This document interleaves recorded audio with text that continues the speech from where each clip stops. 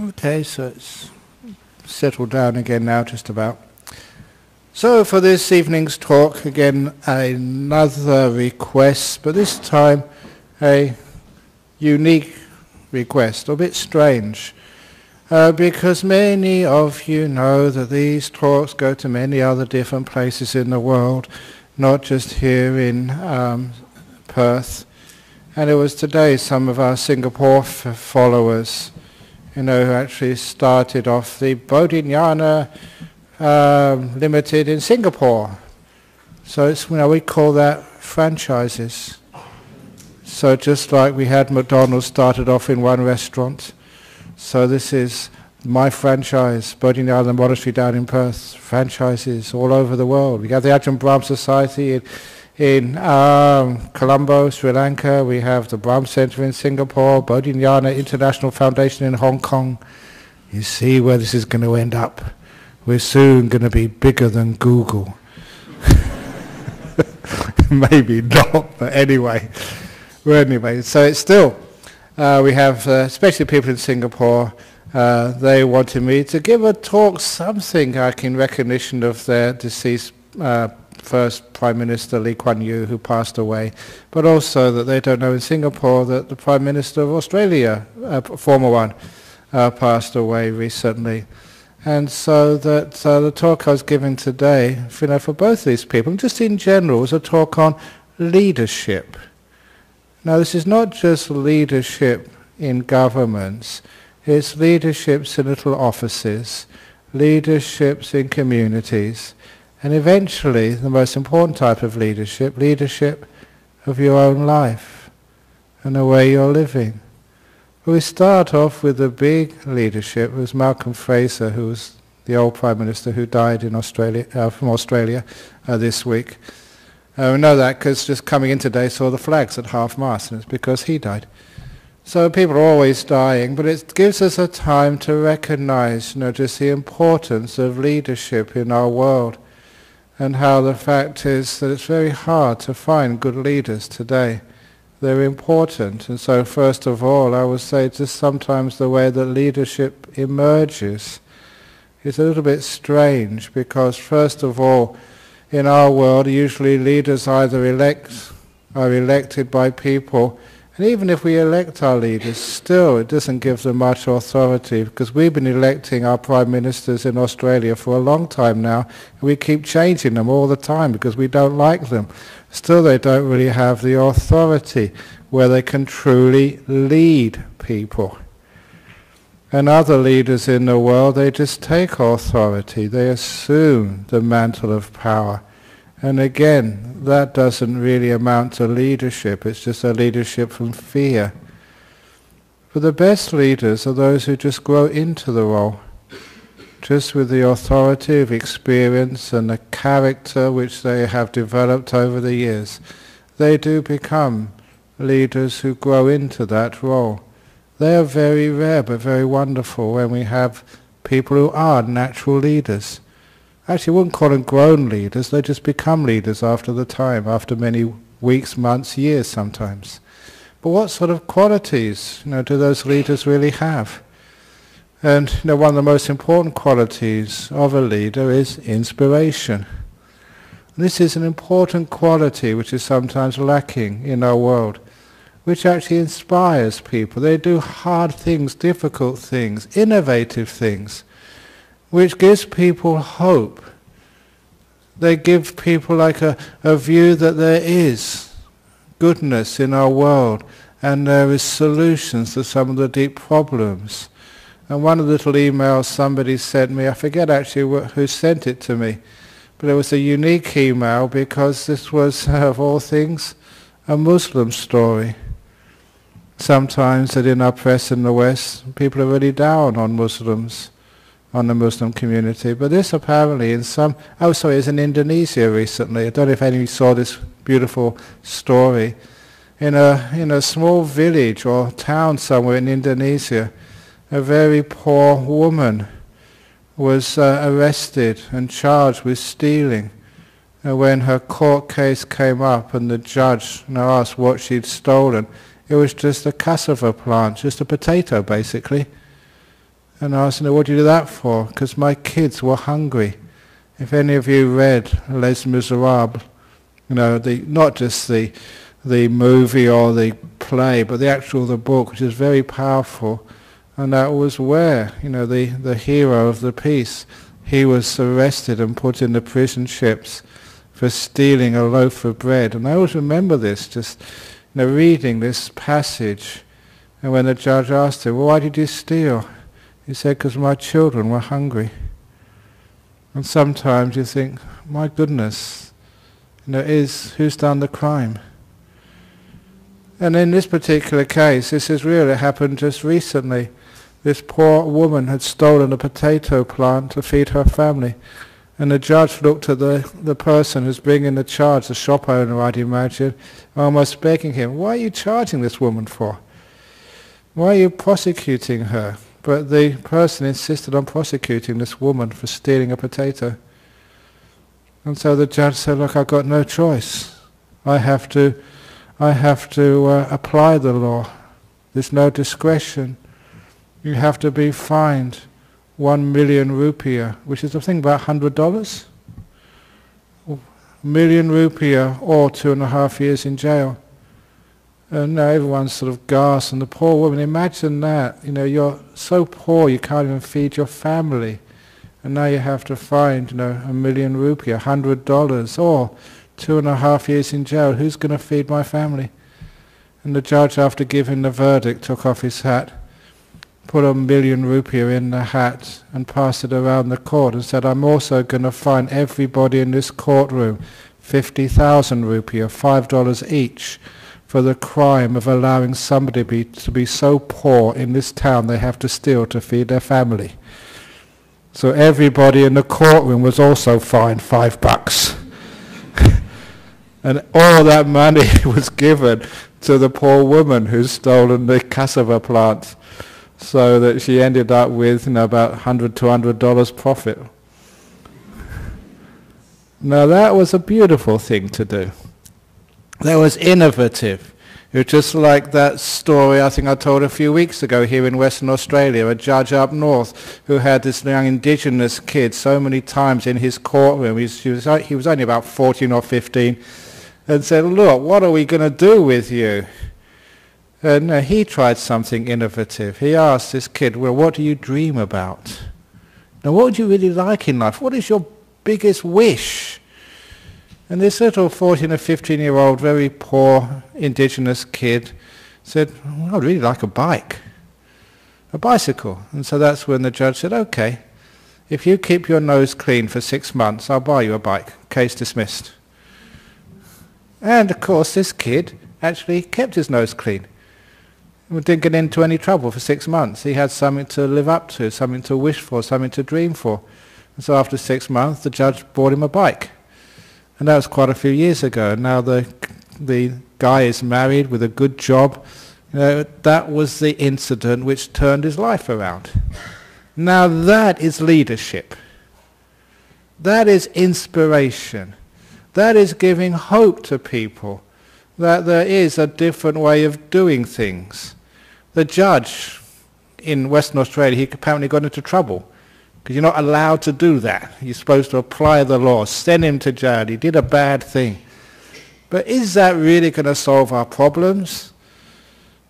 Sometimes we do need to take another tack, to do a different thing, to somehow find a different way of doing things to solve the problems of life. And that's what leadership is all about.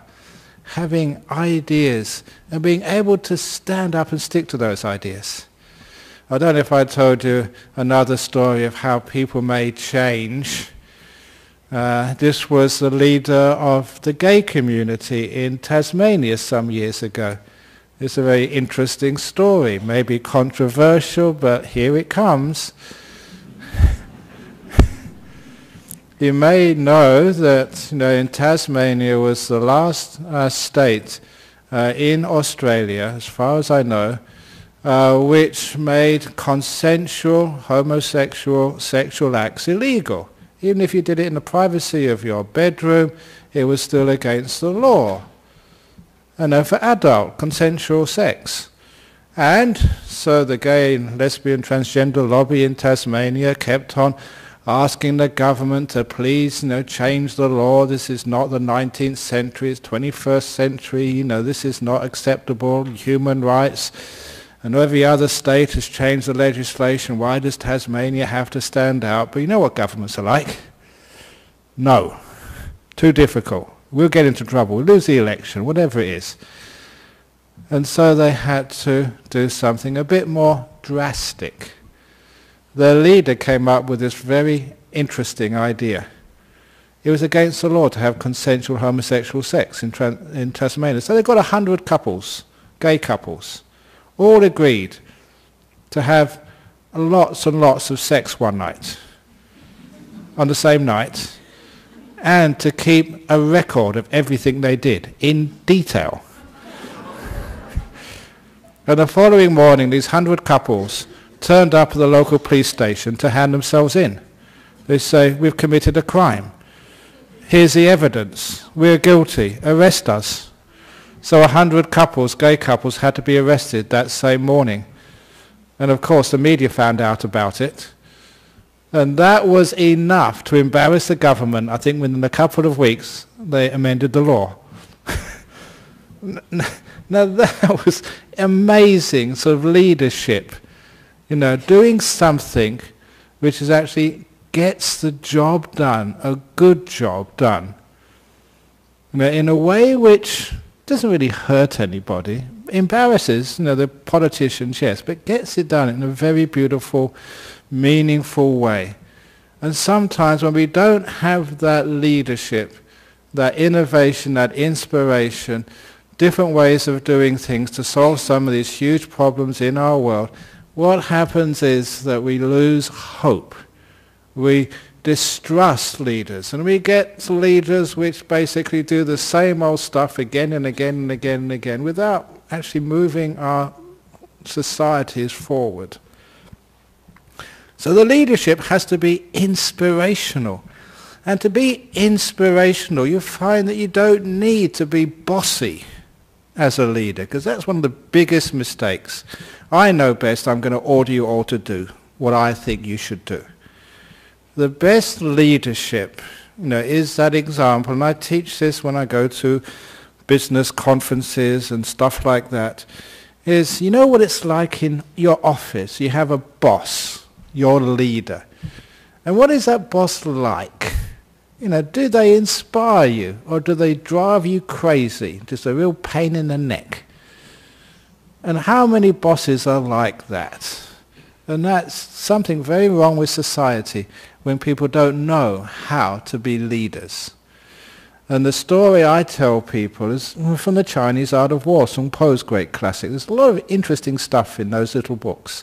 Because it wasn't just about winning battles on the battlefield, it was also about winning the sort of the problems of life, solving the difficulties, settling things, bringing peace, prosperity inside of yourself and also in our nations and world. And that was the story of the general with the best discipline in the whole imperial army of China. You've heard this before, some of you, but this is such an important story, it comes up again.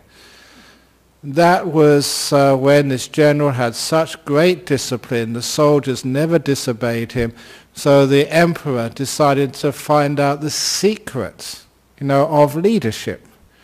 So he asked the general to come into the court, and he asked the general, why is it? What is your secret? Why do your soldiers never disobey your orders? And that's when the general replied, because they never disobey my orders, because I only order them to do what they already want to do. That's why they never disobey me. And when I first read that, like when you first hear it, you think, what's going on? How can you order a soldier to go into battle and they want to go into battle? Because you're going to get wounded and even killed. Who would want to go into battle? Why would soldiers want to get up early in the morning to train? Why would they want to do all this hardship? How can you order these soldiers and they want to do what you already order them to do? And of course the answer was this wonderful thing called motivation.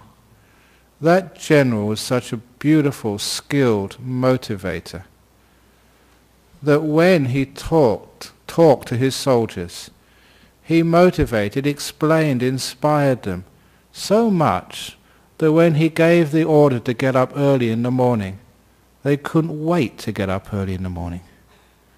Any of you who have trouble with your children getting up early in the morning? You know what it's like, all the threats, all of the shouting. Does it work? No way. But if you can inspire them, motivate them. If, for example, there's some cricket match starting at 3 o'clock in the morning, 4 o'clock, no, you know what it's like. You know, they have World Cup cricket on now. I was just telling Ajahn Sujata, because this is an advertisement, he is doing an early Buddhism course on Sunday with Ajahn Brahmali. A very great course all day. What time does it start? After lunch, the same time as the World Cup cricket final is on. I say, bad timing, Ajahn Sujata. A lot of people will be watching the cricket rather than learning about Buddhism. Such is life. That happened to me once. I was in Adelaide, and that evening I was giving a talk, supposed to be giving a talk in the Sri Lankan temple. They're Buddhist, okay. Well, they're sort of Buddhist because there's another religion which they value more than Buddhism, and that's cricket, because that evening Australia were playing Sri Lanka in the Adelaide Oval. Hardly anyone came to my talk. You know what it's like. Anyway, never mind. And Sri Lanka lost. And I told them that's the reason why. If you'd have come to listen to the talk, make some good karma, then you may have won. But anyhow, I scolded the Sri Lankans. But anyhow, if you want to get up early to watch a cricket match, you can do it easily. If you need to get up because you're going on holiday overseas, you can do that easily. You can get up if you want to. And that's it. If you want your kids to get up early, motivate them. Give them some inspiration to want to get up early, because that's what this general would do. So when he rang the bell or the horn, whatever it was, to get the... So they were up immediately. When he said, we're training today. We're training all day. Yes, give us more. We love training. And when it came to the battle, they couldn't wait to fight. That's called motivation. That is why our committee, why it's so easy to get committee members, because I've been motivating people all year. So when it comes to election, yes, I want to work my butt off to be the secretary this year. Yeah. You see, I'm sorry about that. I know all about psychology. There was, one year, I don't mind telling these stories. Be careful of Ajahn Brahm, okay, and the other monks. It's amazing just how we can manipulate you guys. We were looking, it's true. We were looking for our president a few years ago, and it's supposed to be democracy, okay, but it's sort of democracy because we usually choose beforehand and then elect them. Similar to Singapore.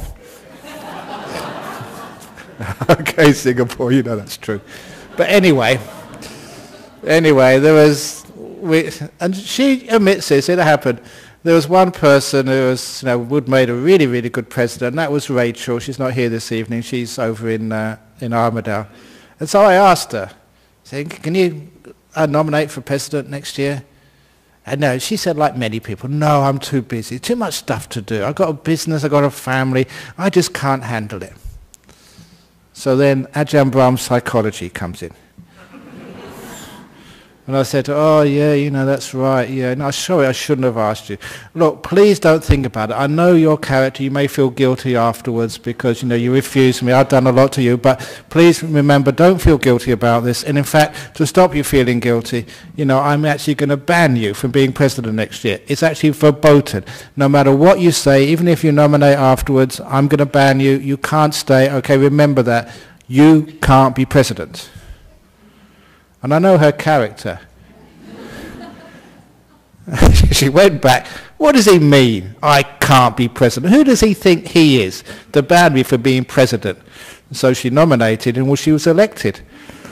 And she admits I got into her and I twisted her brain.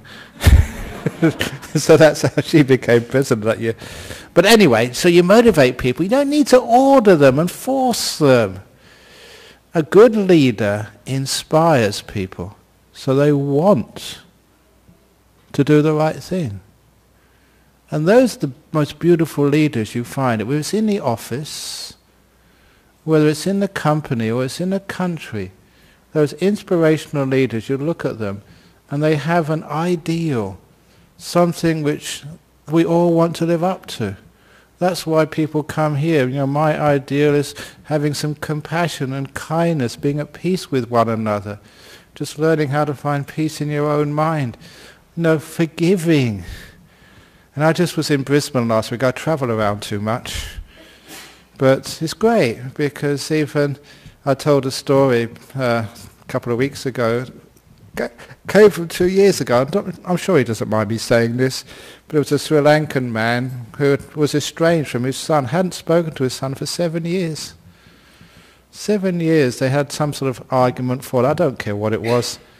And they refused to speak with each other or even go in the same house and room. A father and a son and father, separated like that.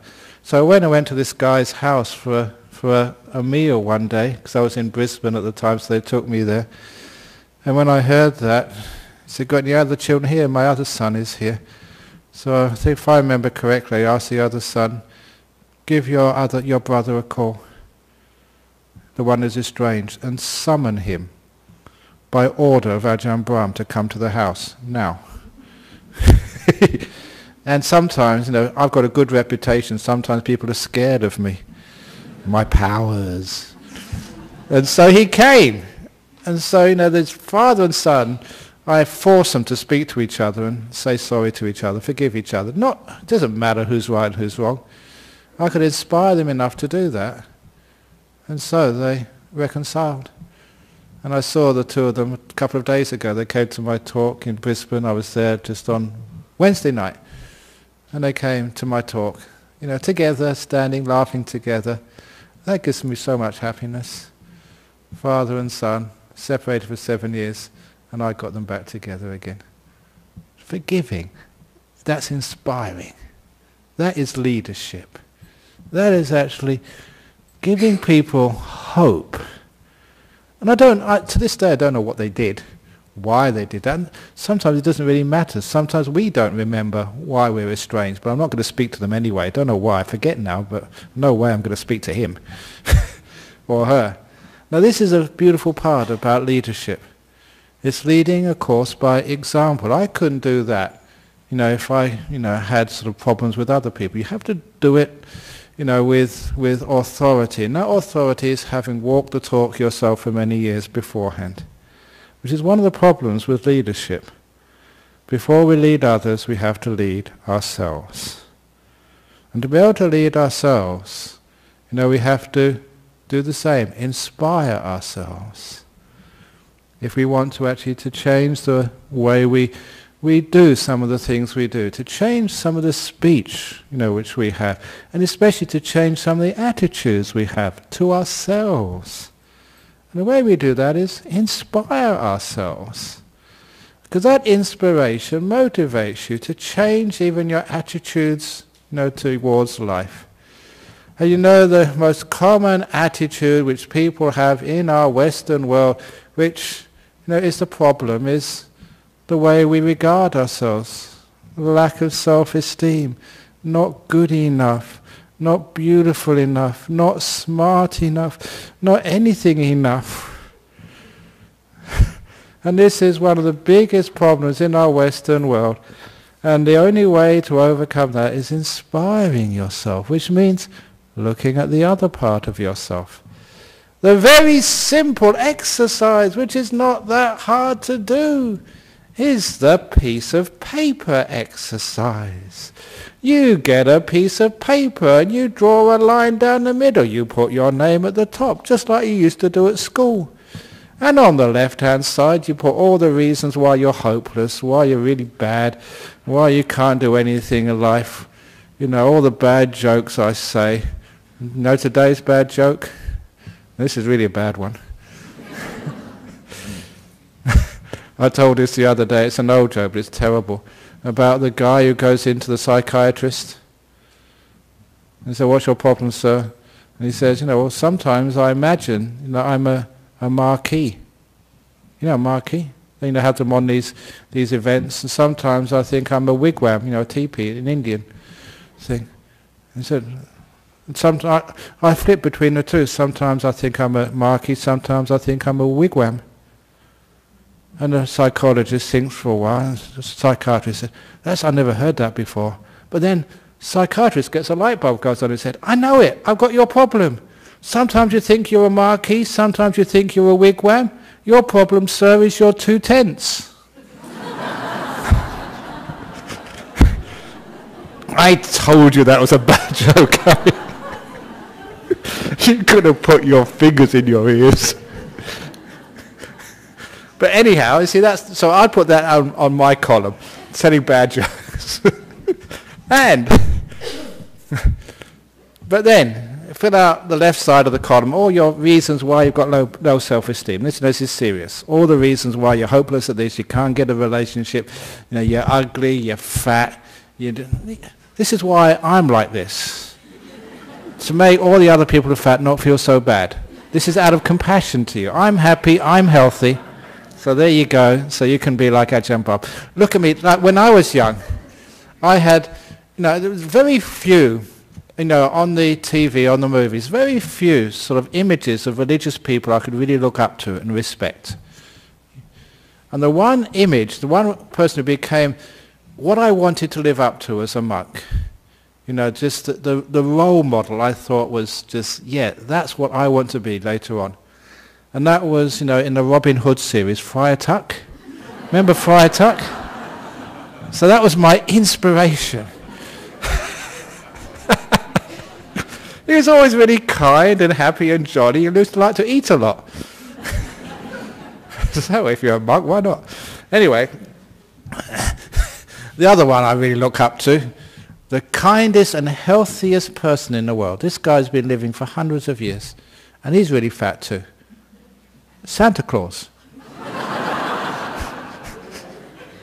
I remember him, he was old when I was young, and he's still going strong.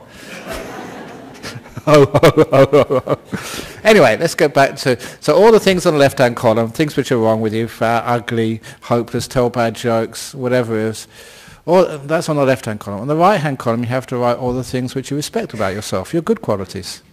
Well, I remember doing this with somebody once. Actually, a few times. Get the piece of paper. Okay, here's the paper, name on the top, the left-hand column, all your bad qualities. You know how easy that is to do? You can do that in half a sheet of paper. It's not big enough. They start writing in the margins and small things. And this, well, yeah, I'm terrible at this too.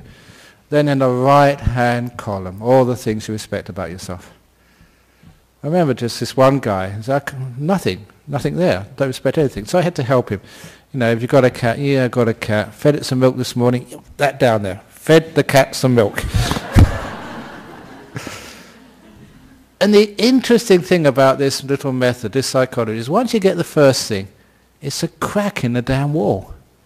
The second thing is, you know, much quicker to get out. And then the third one, the fourth one. And this person, after they get the third or fourth really good quality in themselves written down on a piece of paper, the rest flow down really quickly, and they have to fill in the spaces and the margins with their good qualities too. And once they start to do that, and they're writing it down, and then I don't stop them, I wait till they're finished, and they say, look at that, look what you've just done. And they realize it's just because we get caught up in negativity, so we can't see anything else. We're just totally looking one-sided at the left-hand side of the paper. You just need a monk or nun or somebody to turn you around and see the other part. And once you see it, it's there. All those beautiful good qualities are there in all human beings. That's why, you know, in Mahayana Buddhism, they say everyone's got Buddha nature. It's a very beautiful concept. Everyone inside of you, every one of you, You know, even Tony Abbott has got Buddha nature.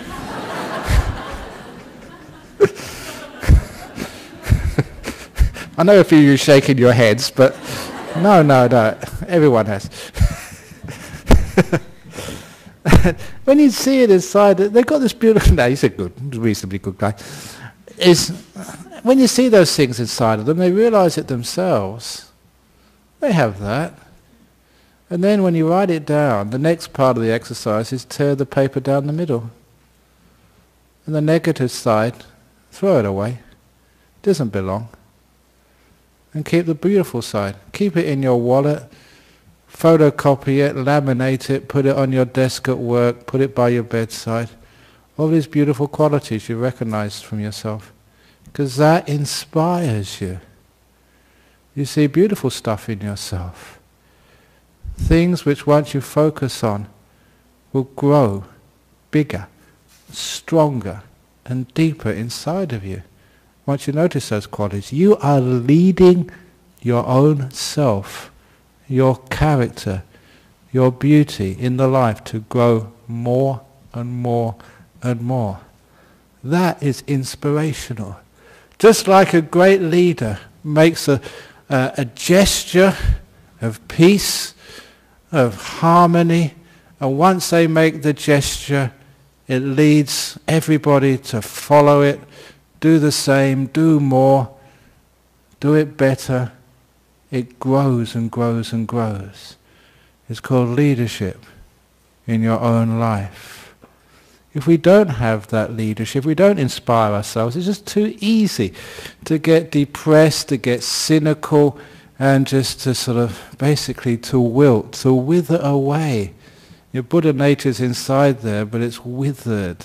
It just needs that bit of inspiration, that rain, after the long dry summertime to start getting things growing.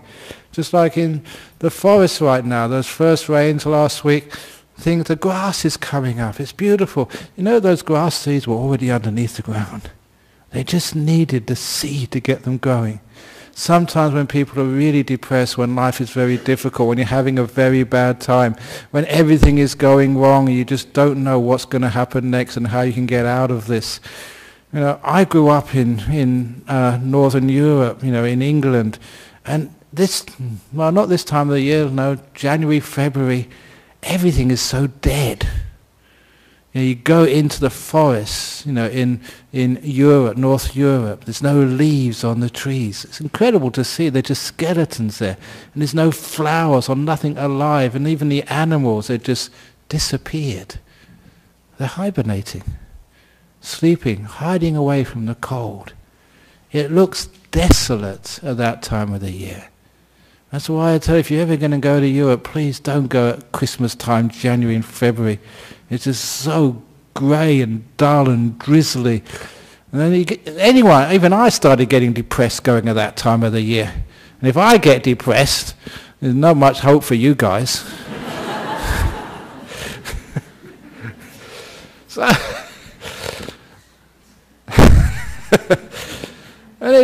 But I always remember that story. You just go out into the forest, nothing is alive, just skeletons like the trees in some battlefield, nothing alive. But because you've seen it before, that underneath the ground, all these seeds, all this life just waiting. The animals, the squirrels, the birds, and everything else underneath there, they're all just waiting for the heat to come, for the warmth of kindness to come from the sun, from the rain to start, and everything just bursts. That's why just springtime in Northern Europe is one of the most beautiful times of the year. Springtime in Paris. That's what people sometimes even sing about. And that springtime in Paris is just the hope in your own heart in the miserable winters of your life. Never ever believe the winter lasts forever. It never does. You go through your winter times. We all do. But the leadership knows something is happening. The seeds are there. They're coming. They're coming. And when they burst through, You forget all about the Buddhist Society of Western Australia, you're cured now, but you'll come again next winter. For some more inspiration, more. But this is how one leads one's own life, with that wisdom, with that kindness, with that hope. You've seen it before, you just need to be reminded of it, and it works. Which means that you manage to almost tolerate everything in life, and it gives you hope, it gives you meaning, it gives you purpose. You are led, not by me, not by any other monk or nun, yourself. You grow. And this is how we get things to happen, not by telling and ordering. The leadership of wisdom and kindness, inspiration. And once that leadership is recognized in simple things, you lead yourself out of the difficulties of life, then you can start to lead others. Because the leadership, in a little office is exactly the same way that you led yourself out of those problems.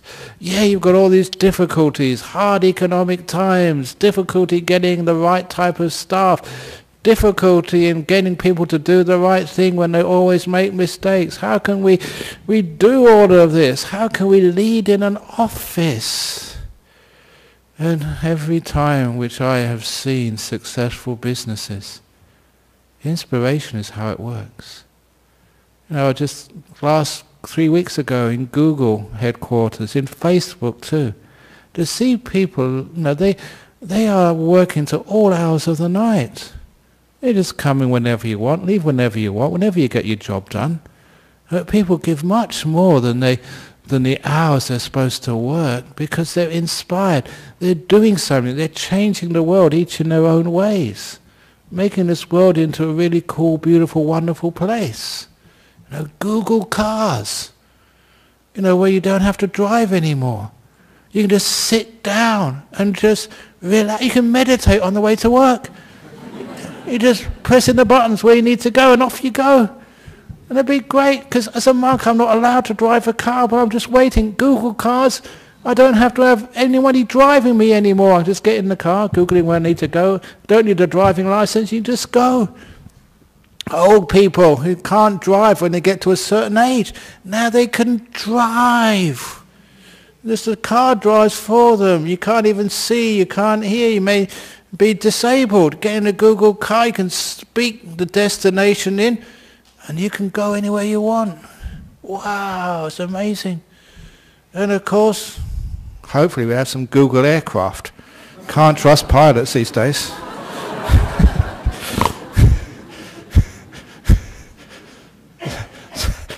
So this is inspiration. When people get that that hope and that vision for a really good future, you don't need to force them. That's the leadership, the inspiration, something, hope, goodness in our world. Stopping the wars between people. I don't know how old you are, but one of the most inspiring leaders was actually the Egyptian President Sadat.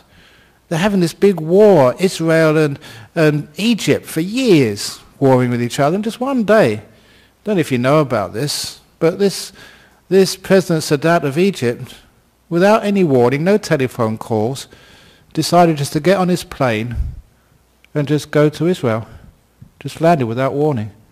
Just, really sort of scared the, what out of the Israelis. The President of Egypt just coming on a visit, what does he want? He just went to go and see the Israeli Prime Minister, just talk two of them together and just create a peace pact. He'd had enough of war. And instead of going through his cabinet, instead of just discussing with the people, he said, no, enough, I'm going to do it. He had the authority to do it. He got assassinated afterwards. But it was worth doing. I would do that. Be assassinated to create peace between two warring nations. Would you do that? If you are, then you're a leader. Willing to sacrifice everything just for your goal. That's what Mandela,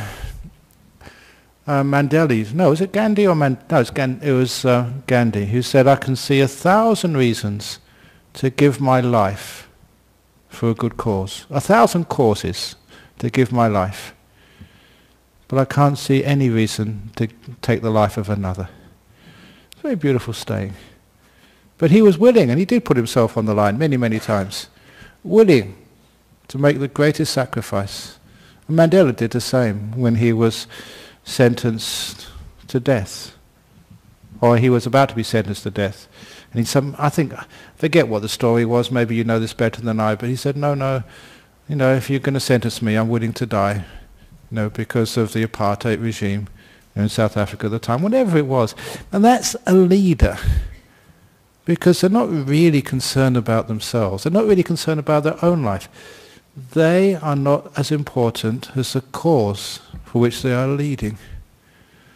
And of course, those leaders, when they don't think of themselves, they are the ones who are really, really impressive. Okay, I'm a Buddhist. At least when I was reading about the present Pope, he doesn't stay in his presidential palace. He stays in a small apartment. That is leadership. If you're going to be a leader of a religion, if you are going to be someone who's trying to inspire other people, all the talks in the world won't be as powerful as what you actually do, how you behave. And that's really important for leadership, to be authentic, I think the word is, to walk the talk. Remember the old story of Gandhi again, because he was a young man, he was in England, he was studying law, he was sent over there when he was a small kid. But apparently this story, I always like this story because it shows just the character of a person who would become a great leader. He was staying in an English boarding house, and his landlady came up to him one day, according to this little anecdote, and said to him, "Mr. Gandhi, my son is eating too much sugar. And I've tried to tell him not to eat so much, but he won't listen to me." Children not listening to their parents is not a new thing. This was about 100 years ago.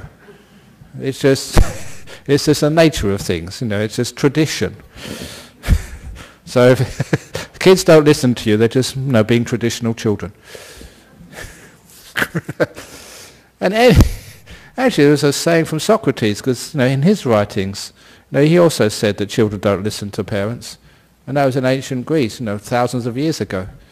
So anyway, don't worry about your children, okay? Don't think my children are hopeless and terrible. They're just exactly like you were when you were young with your kids, with your parents.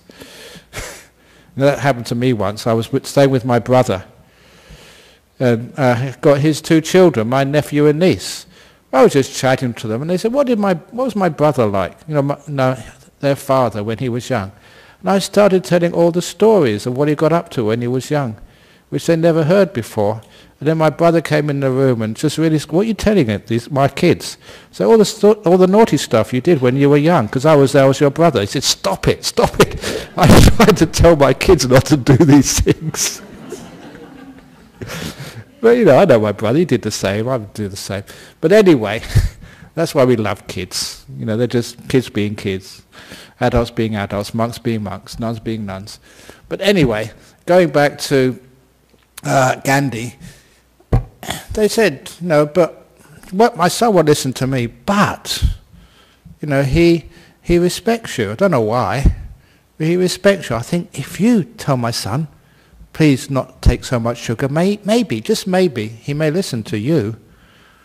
So Mr. Gandhi said, "Yes, madam, I'll tell your son." The days went past, the weeks went past, and the son was still taking lots of sugar. And so the landlady went up to Mr. Gandhi for a second time. "Mr. Gandhi, do you remember that conversation I had with you 2 weeks ago, where I asked you to tell my son not to take so much sugar?" "Yes, ma'am, I remember that." "Well, why haven't you told my son he's still taking so much sugar?" "But I have told your son, madam, but only this morning." "Why did you wait 2 weeks?" "Because only yesterday, madam, that I stopped eating sugar." Now that is what makes a leader. You have to have authority. You can't tell other people to give up eating sugar if you're still eating sugar yourself. You can't tell other people, to sort of cut back on your costs, when you are wasting so much money yourself. You can't tell other people to be forgiving when you still got your enemies. You can't tell other people to be kind when you're getting angry. Leadership has to be done for yourself first of all. You have to, as they say, walk that talk. I remember in Singapore, I'm sure those people listening remember this anecdote. I had a free morning in another temple. It was the Buddhist library over in Singapore. They were raising some money for some project because, we never charge for anything, always raising money for this and raising money for that. And anyway, he was a friend. I had a free morning. They were doing a charity walk, for raising funds. They do that in Australia as well, charity walks. And so I went there, and because, I was well known, I was a dignitary, they asked me to give a talk, to start the walk. So I gave a talk, and following me was one of the Singaporean ministers.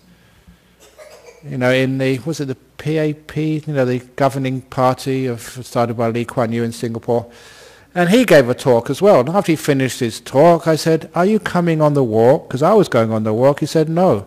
And I told him, he said, "Oh, you're one of these politicians who talks the walk, but never walks the talk." And that's what he was. He was talking a walk. I said, "That's the wrong thing to do. You should walk the talk, not talk the walk. Otherwise, you've got no authority. You're not really a leader." So each one of you, lead your mind in kindness and practice it as well. Make it happen. Find somebody this next week you can forgive. Someone who's hurt you. Someone who's cheated you. Someone who's not done the right thing. I challenge you to walk the talk and to say, "I forgive you. Please forgive me." Try it. There's one of the people here, one of the Thai young men. He's not young, he's actually quite old now, but he looks young. And some of the Thai people here know what I'm talking about. And he had an argument with his sister, just over a will, usually. And he's really upset his sister wouldn't talk to her.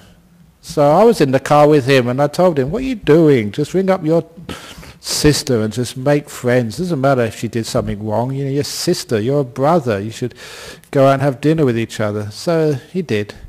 And he thanked me so much, for getting him to forgive his sister. And now he's just happy. He said, "You are my teacher because I made him forgive his sister." Even though it looked like his sister was in the wrong, but I don't know. But who's in the right, who's in the wrong? You're both in the wrong if you haven't forgiven yet. So try that. Lead by example. And if you can start forgiving, then imagine where that might lead in your life. Don't ever think, "Oh, if I forgive, worse things will happen." Yeah, can it get much worse than it already is? Terrorism, wars, people just getting so depressed, they they crash the planes, and goodness knows what else happens. We can do better than that. So, lead, each one of you, little ways. Lead your family, forgiving everyone, being kind to people, sharing more. Lead. And then when we lead, maybe our politicians lead, because after all our politicians, whether it's a Malcolm Fraser or Lee Kuan Yew, aren't they representatives of us? Any faults they have is reflecting the faults in ourselves. So easy to criticize, say, a Tony Abbott, or a David Cameron, or a Mr. Key in New Zealand. So easy to criticize from a distance. But they're just reflecting the ordinary people who put them into power. Us. So if we can lead, if we can change, then they will too. Change yourself first of all, and then the government changes. You have to start. You are the leaders of Australia. Thank you. Thank you. Sadhu, sadhu. Very good. So I hope you like that over in Singapore, because you're all listening specially, dedicated to Lee Kuan Yew, to Malcolm Fraser, and to all the people in the world. Okay, some questions now. Let's see if I got into trouble again. Any questions from the floor, first of all? Can't see anybody with their hands up. So let's get the questions from overseas.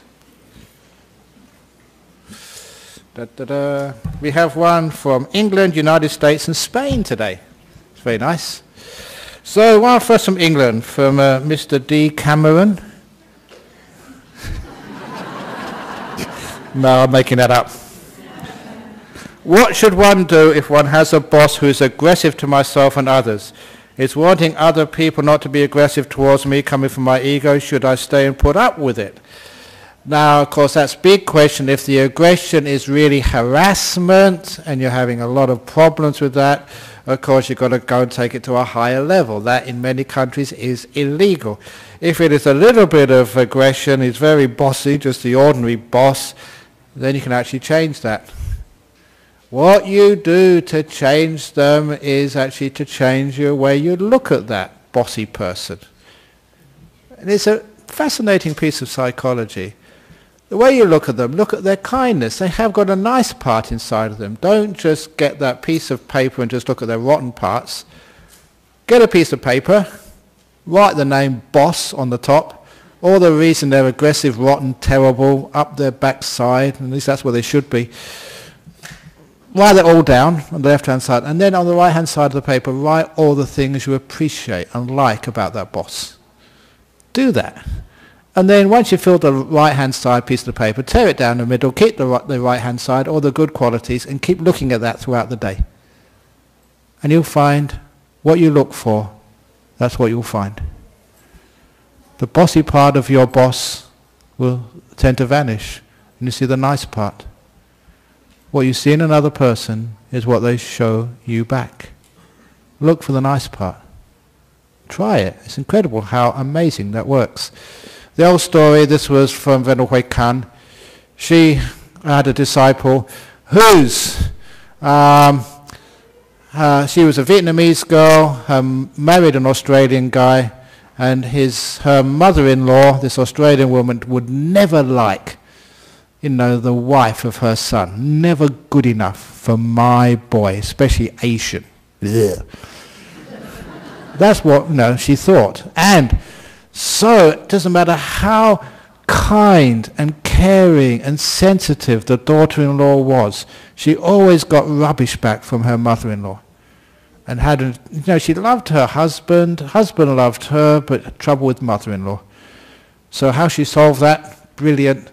She went to the temple, meditated, hopeless. Didn't work. Tried loving kindness meditation. The power of metta. Didn't work.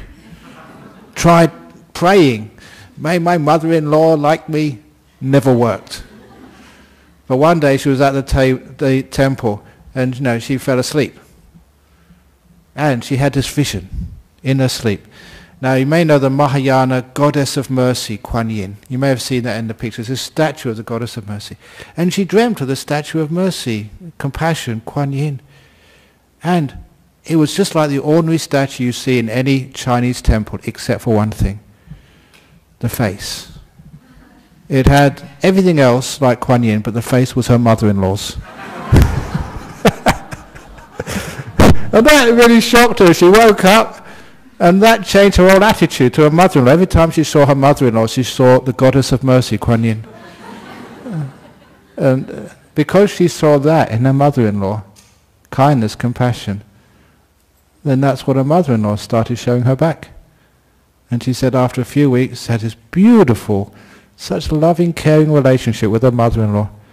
Her mother-in-law regarded her just like a daughter, and she regarded her just like a biological mother. Just changed her attitude. Very lovely story.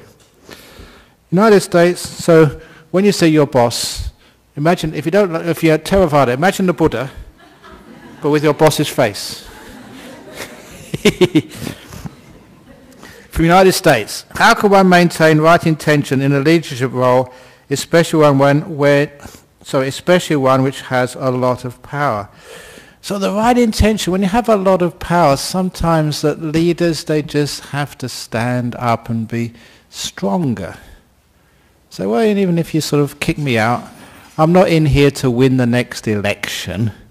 I'm in here just to win sort of the goodness, the the joy, the peace, the happiness of the people. Not to win the election. That's one of the problems, that, especially in Australia, the elections are just a little bit too soon. So it doesn't really give people the time. One of the things with politicians, I think we should do away with the usual type, but we should outsource our government. Privatize it. So, we can actually just select, people. It doesn't have to be Australian. Just, if we want a prime minister, maybe, the Senate, Congress, the House of Reps or whatever, yeah, we elect them. But our prime minister, we select from people all around the world to see, just who is a really nice person. Because if they're not Australian, they'll be like objective. And they could actually, who can we get? I don't know, Tony Blair wasn't that good, but there's a few people like that around the world. That Mary Robinson, she was the Human Rights Commissioner. We might get Al Gore. He's not doing much. Invite him up and just, invite him to be Prime Minister of Australia. Interesting concept, isn't it? Because a CEO of sort of Rio Tinto or BHP or no, those are multinationals anyway, Coles or Myers or somewhere, that's Australian companies. Do they have to be Australian to be the CEO of a company? If they do the good job, then why not? They can come along and just run our country for us. And if they don't do a good job, we don't have to de-elect them, we just get sacked straight away, just like every other CEO. So this is my idea, to outsource the President of the United States. They can be an Australian. We could send a sort of Kevin Rudd.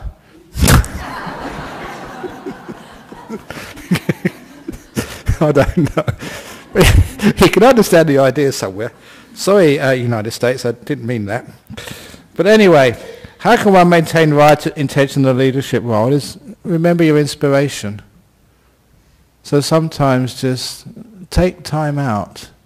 I mean, really mean time out, not with your wife or your husband.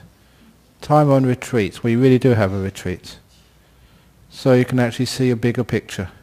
Because I think one of the problems with our leadership roles, you just have so much on, so much coming at you all at once. You lose the inspiration of the big picture and are just reacting to events rather than being, say, this beautiful proactive. And, see what real leadership is. Higher things, not just, how are we going to pay the next bills, how we can, is that really inspiring? How we can balance the budget? Goodness sake, that's not inspiring. When I was a school teacher, I was only a school teacher for 1 year, I was invited to join one of the unions, the teachers' unions in UK. So I went to one of the meetings, and all they were talking about is how to get more money for the teachers. And I was just really so fed up with that sort of attitude. What about making education better, bigger classrooms, better facilities? That's what I was interested in. But when it was just about money, I just lost all my interest in joining any union. It was not inspiring.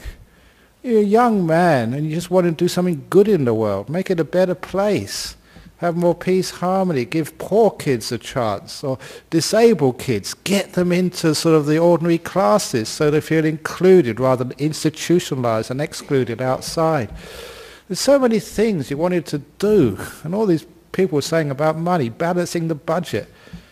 Come on, that's not how to inspire Australians. You can have some higher goals, like winning the cricket final tomorrow. No, that's not a higher goal. No, you know what I'm talking about. It's giving people more meaning in life. So I think if you're in a leadership role, don't just think about just the bottom line. Think of the top line. What people aspire to. And I think then the quality of working in a leadership role in a company. That's one thing which these places like Google try to do. They're trying to sort of make it sort of a meaningful, useful, a cool company, trying to change the culture, not just do more of the same. So they are leading. Anyway, from Spain, how should one deal with a boss who's not only arrogant and rude, but also not capable as a leader? The boss is unskilled and unqualified for the work and makes you do wrong things at work. Okay, if you've got a boss like that, it's not going to last very long. Unless, you're working in politics. It's only arrogant, rude, not capable as a leader. Why do we get people in such positions to begin with? And sometimes it's, how do bosses get elected? How do they get to those places? The worst of the worst of the worst. And sometimes that maybe that we should look at other qualities. One of the reasons is they get into those positions because what they promise to do for the company, what they promise to do for the country. And as I've been mentioning to many people, if you elect your leaders on what they promise to do, anyone can promise anything. If you elect your leaders on what they promise, you just get the most effective liars. The ones who should be working in second-hand car yards, not in government, because they can sell a dodgy vehicle to anybody. So instead of on what people promise to do in the future, people should be elected to leadership roles on their record of what they've done in the past. So you find out before you elect them as your leader, as your boss, how were they with other people? And it's not just how much money they made for the company, it's just their ability to work with each other. I went to a very beautiful HR conference. I gave a keynote there, but I also listened to this HR leader of the Department of Energy and Fisheries or something. It's where Ed Miliband made his move towards becoming the leader of the Labour Party. He was the minister there. And this HR leader told him, he said, look, you're running your department in a totally the wrong way. You are rewarding and promoting people who get the contract signed with the European Union in Brussels, even though the cost of getting those contract signed means many people are getting burnt out and they're leaving. We're losing our talent. Instead of rewarding the outcomes, you should be rewarding the processes. The people who actually really get a good submission in it, but it doesn't pass the European Parliament this time. But these are really good people, they really worked hard and they really worked together. Those are the ones you should be promoting. Because you're promoting and encouraging the process, not the outcomes. Get the process right, the way people work together, not whether they get the profits or they get the sales, but how they do it. Reward that. And Miliband did that. Changed the whole culture in this ministry, and that's why he got promoted and became a leader. So if you are going to be a boss, don't reward the outcomes. Those are short-term. The short-term profits, the short-term sales. We want to get a culture where people can work long-term, really evolve their skills, be able, not just personal skills, but be able to work together skills, the cooperation skills. And then if we make that as our corporate culture, the processes, we reward those, we promote those who've got good process, not good outcomes.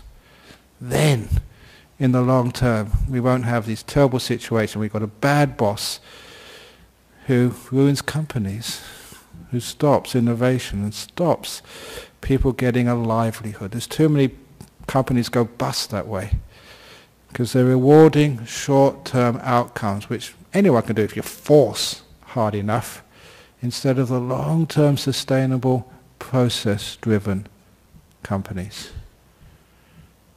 That's why here in the Buddhist Society of West Australia we're process-driven, not the outcomes, but just how well we do things. As I keep on telling everyone here, and when we were talking about the audit of our financial affairs at the AGM, when the auditor was asking about our assets. What is the assets of the membership of the Buddhist Society of West Australia? And I mentioned to the treasurer that our assets are you. The monks, the nuns, those are the assets. But it's very hard to put that as an audited report. Now, how are you guarding the assets of the Buddhist Society? He said, by giving lovely talks like this, and by being friend, and by allowing you to go home early instead of going on to 9:30 if I don't stop now. That's how we look after our assets. Thank you very much for listening.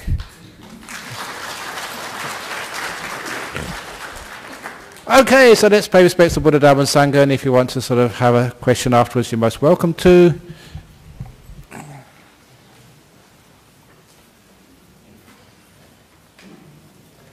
Arahang Sama Sambuddho Bhagava Buddhang Bhagavantang Abhivademi Suakato Bhagavata Dhammo Dhammang Namasami Supatipano Bhagavato Sawaka Sangho Sanghang Namami. Very good. Very good.